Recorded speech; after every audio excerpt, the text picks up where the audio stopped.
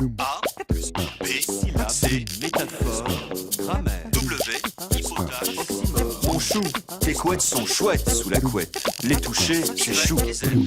Bonjour professeur. Bonjour Marie. Martine écrit de Suisse car elle a entendu dans une chanson de Morane l'expression clair de terre. Elle voudrait en savoir un petit peu plus sur cette locution. Dites-nous professeur.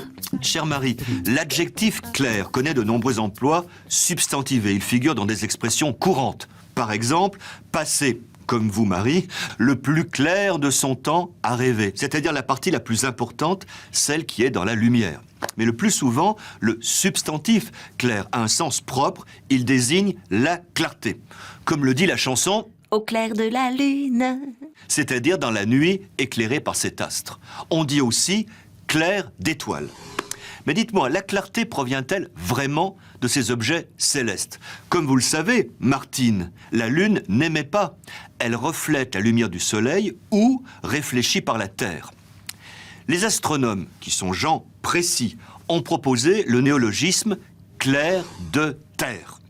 Il désigne, en astronomie, l'éclaircissement de la Lune ou d'un objet dans l'espace par la lumière solaire renvoyée par la Terre. Cette locution est scientifiquement impeccable. Mais par contraste avec l'expression si courante, clair de lune, elle paraît étrange. Elle est en tout cas fort poétique. Et ce n'est pas un hasard si, bien longtemps avant Morane, le grand poète André Breton a publié en 1923 un recueil de poèmes intitulé Clair de terre. Ce titre était à l'époque proprement surréaliste. A plus B, Syllabe, C, métaphore, grammaire, W, hypothèse, oxymore. Y et Z.